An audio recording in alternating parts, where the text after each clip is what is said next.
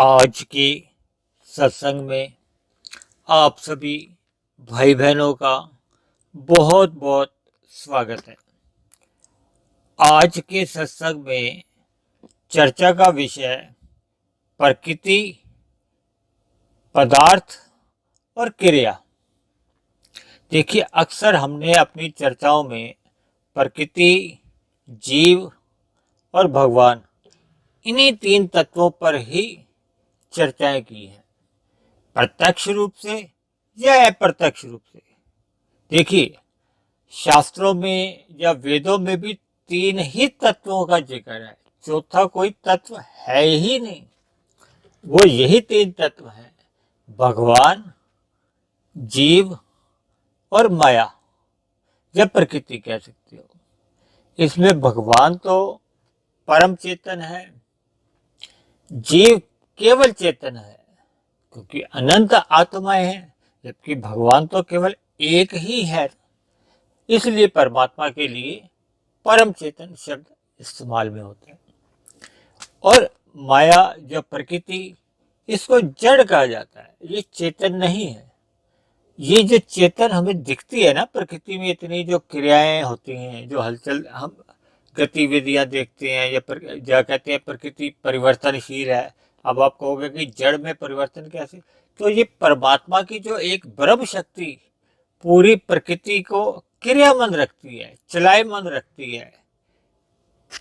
मेरी आप सभी भाई बहनों से एक विनती है कि देखिए, प्रकृति को जब तक हम एक तत्व रूप से समझ नहीं ना पाते, तो फिर हम स्वयं को और परमात्मा को समझने में हमें थोड़ी कठिनाई आ जाती है। देखिए, प्रकृति बार बार कहा जाता है जड़ है, जीव चेतन है। जड़ और चेतन और परम चेतन पर हमने एक बहुत विस्तार से सत्संग किया था। देखिए, जड़ में कभी भी अपने आप में क्रिया नहीं होती, बार बार हम कहते हैं। दूसरी बात, जब हम प्रकृति का नाम लेते हैं ना, तो फिर वो अप्रत्यक्ष रूप से आप उसको सतो, रजो और तमोगुण भी आप ले सकते हो। देखिए, शास्त्रों में तमोगुण, रजोगुण और सतोगुण की जो सम अवस्था है, उसको प्रकृति कहा गया। इन गुण, देखिए, प्रकृति 24 तत्वों की मानी गई है शास्त्रों में। ये जो सतो, रजो, तमोगुण है, इनकी जो सम अवस्था है, इसको एक तत्व कहा गया है। जब भी सृष्टि, परमात्मा द्वारा जब सृष्टि होती है, तो उसमें 23 तत्वों का विस्तार होता है।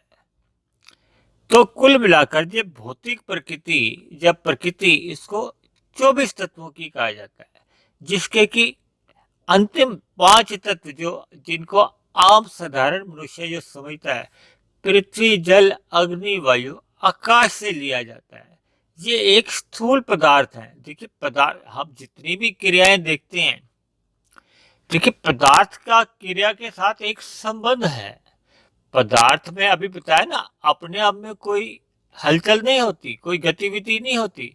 यानी कि पदार्थ में जब भी क्रिया होती है या क्रिया होती हुई हमें दिखाई देती है, वो किसी न किसी चेतन शक्ति द्वारा दिखाई देती है। देखिए, हमारा शरीर भी कहते हैं ना, पृथ्वी, जल, अग्नि, वायु, आकाश का बना है ना। देखिए, जब हमारा किसी की भी मृत्यु हो जाती है, तो आम बोलचाल में कहा जाता है कि 5 तत्वों में विलीन हो गया, पृथ्वी, जल, अग्नि, वायु, आकाश में। तो शरीर कब जड़ हो जाता है? जब उसमें से एक आत्मा की शक्ति निकल जाती है। यानी कि जब तक शरीर चलता फिरता तो तभी तक नजर आता है ना, जब उसमें आत्मा और परमात्मा की एक शक्ति विद्यमान रहती है। आप आत्मा से तो सभी लोग परिचित है ना। देखिए, उस शक्ति, आत्मा का जन्म मरण नहीं होता। दूसरे शब्दों में, आत्मा को नित्य कहा जाता है। इसी तरह प्रकृति को भी नित्य कहा जाता है। देखिए, नित्य का मतलब जो सतो, रजो, तमो गुण है, इनको नित्य कहा जाता है। ये भी सत्य है, जैसे आत्मा सत्य है, वैसे ये गुण भी सत्य है। लेकिन गुणों से जो आगे 23 तत्वों का विस्तार होता है ना, वो प्रकट और अप्रकट हो जाता है। देखिए, ये जो सृष्टि का एक समय होता है, लाखों साल जो भी है, इस पर आज हम चर्चा नहीं कर रहे। तो ये जो 23 तत्वों का विस्तार होता है ना, जब ये 23 तत्व वापस चले आते हैं, यानी कि उन गुणों से जो निकलते हैं फिर इन गुणों में जब वापस चले आते हैं, तो वो प्रलय कही जाती है शास्त्रों। इसी तरह इस पूरी सृष्टि को समष्टि भी कहा जाता है, ब्रह्मांड भी कह दिया जाता है। और इसी समष्टि का आप और मैं एक जो जिसको पिंड भी कहते हैं ना, इसको व्यष्टि भी कहते हैं। देखिए, जैसे समष्टि में क्रियाएं होती रहती हैं, ऐसे ही व्यष्टि में भी क्रियाएं होती रहती हैं। देखिए, जैसे जो आप भौतिक प्रकृति में आप क्रियाएं देखते हो ना सारा दिन, ऐसे ही हमारे शरीर में भी सारा दिन क्रियाएं होती रहती हैं। एक बात और आप अपने दिमाग में रख लीजिए। देखिए, एक साधारण मनुष्य क्रिया में और कर्म में भेद नहीं जानता, लेकिन इन दोनों में एक मूलभूत अंतर यह है कि देखिए, जब हम कर्म करते हैं तो उसमें हमारे द्वारा एक चेष्टा होती है, प्रयत्न होता है, प्रयास होता है, उसको कर्म कहा जाता है। जिसमें हम कोई प्रयत्न नहीं करते, कोई चेष्टा स्वयं से नहीं करते, वो क्रिया गिनी जाती है।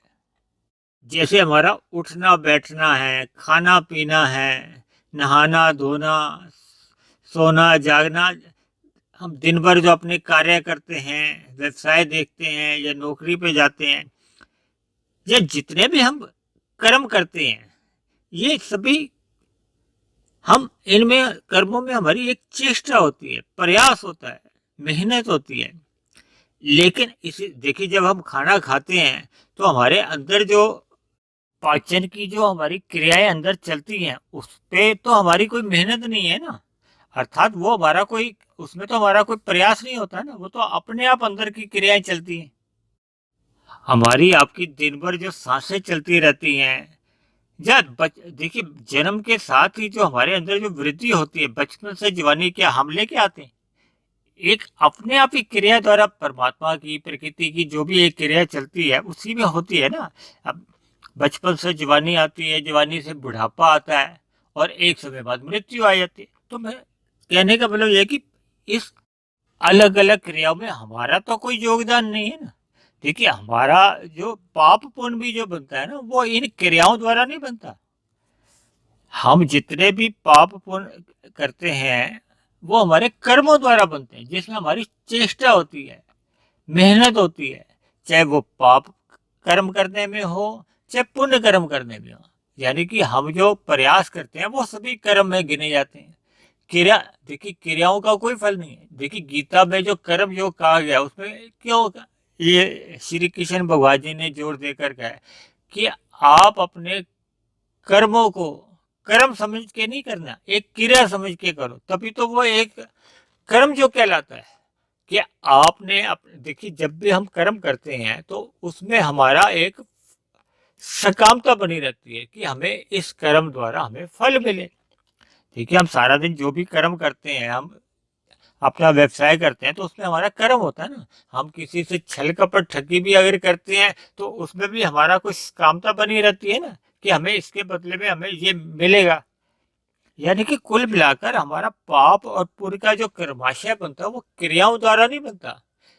क्रियाओं द्वारा जब भी हमारा कोई कर्म होता है, कर्म यानी एक बात कि वो फिर हमारा एक निष्काम कर्म गिना जाता है।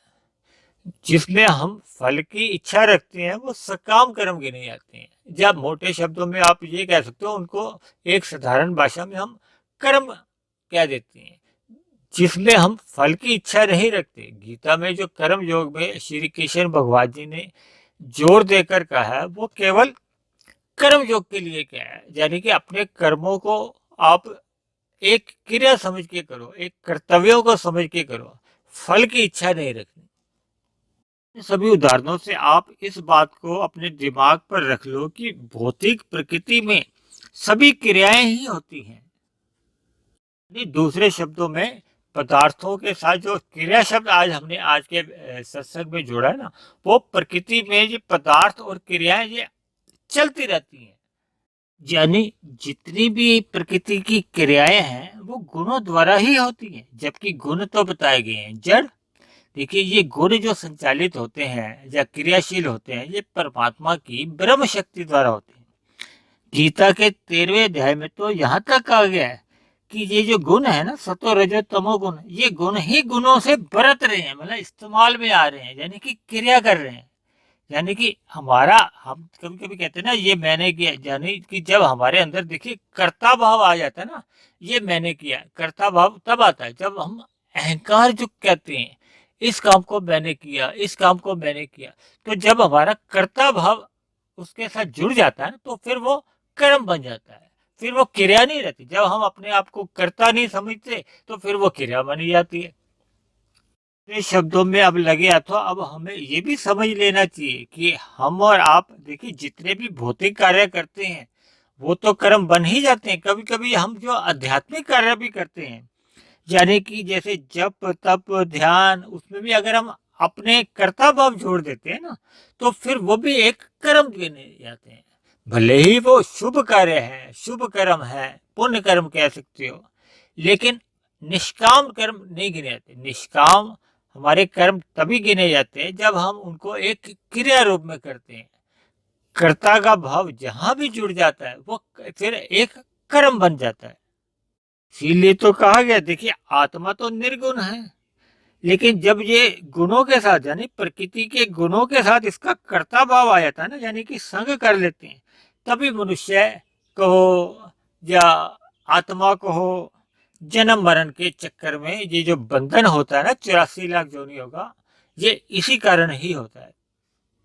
हालांकि मनुष्य जीवन में जब भक्ति एक गहरे तल पर जाती है ना, तो फिर ये क्रिया भाव भी समाप्त होता जाता है। अब हम बिल्कुल सरल शब्दों में ये मान सकते हैं कि प्रकृति के पदार्थों में, देखिए पदार्थ विशेष रूप से अभी बताया ना, पृथ्वी जल अग्नि वायु आकाश ही है, और मुख्य रूप से पृथ्वी जल अग्नि ही गिने जाते हैं, जो बिल्कुल प्रत्यक्ष। देखिए जैसे जैसे पृथ्वी अधिक स्थूल है, पृथ्वी से कम स्थूल है, जल जल से भी कम स्थूल है, अग्नि अग्नि से भी कम देखिए वायु का तो हम बोध ही होता है, आकाश तो हमें नजर भी नहीं आता। तो मेरा मतलब है कि प्रकृति के पदार्थों में सतो रजो तमो गुणों द्वारा ये क्रिया और प्रतिक्रियाएं या कहो परिवर्तन कहो, ये हर क्षण चलते ही रहते हैं। इसलिए मनुष्य को अहंकार वश स्वयं को कर्ता नहीं मानना चाहिए। देखिए जब हम कर्ता भाव से जुड़ जाते हैं ना, तभी हमारा फिर कर्मों का संग्रह होना शुरू हो जाता। अब कर्म भले ही पाप कर्म हो या पुण्य कर्म बने, देखिए पाप कर्मों से तो पुण्य कर्म अच्छे ही है, लेकिन पुण्य कर्म भी तो बंधन का कारण ही बनते हैं ना। तो इसलिए हमें प्रकृति के पदार्थों में जितनी भी क्रियाएं हैं उनसे हमने बंधना नहीं है। देखिए मनुष्य जब वर्तमान में नए कर्मों द्वारा बंधता नहीं है, यानी कि सकामता उसमें नहीं रहती, तो फिर वो धीरे धीरे जो प्रकृति के पदार्थों का कहो या जो भी आत्मा के ऊपर जो बंधन का कारण है वो धीरे धीरे समाप्त होना शुरू हो जाता है। देखिए हमने कुछ समय पहले एक आवृत आत्मा के ऊपर भी सत्संग किया था। ये जो हमारी आत्मा के ऊपर जो एक आवरण चढ़ जाता है ना, वो ये भोगों का ही है, पदार्थों का ही है। जितना जितना हम पदार्थों का अधिक भोग करते हैं वो हमारी आत्मा आवृत होती जाती है, इन गुणों से ही तो ना। देखिए हम सत्वगुण रजोगुण और तमोगुण से, हालांकि सत्वगुण तो मोक्ष का गुण है, लेकिन जब हम काम भाव से करते हैं तो फिर सत्वगुण भी गहरे दृष्टिकोण से आप चिंतन करोगे तो फिर वो भी बंधन का कारण बन जाता है। जबकि रजोगुण तो बंधन का कारण है ही, और दूसरी ओर तमोगुण बंधन का कारण होते हुए हमारी अधोगति करवा देता है, यानी कि हमें मनुष्य से भी नीचे की जोनियों में जन्म लेने को बाध्य कर देता है। तो आज हमने प्रकृति में पदार्थों का क्रिया के साथ जो एक संबंध है उसको विस्तार से समझाने की कोशिश की है। तो आज के सत्संग को, आज की चर्चा को हम यहीं समाप्त करते हैं। आप किसी भाई बहन का कोई प्रश्न हो, कोई बात में समझ में नहीं आई हो, क्योंकि देखिए ये जो जड़ चेतन कुछ बातें ऐसी होती हैं, कर्म क्रिया, ये जब हमें समझ नहीं आती ना, तो फिर हमारे जीवन में कोई भी एक विशेष सुधार हो नहीं पाता।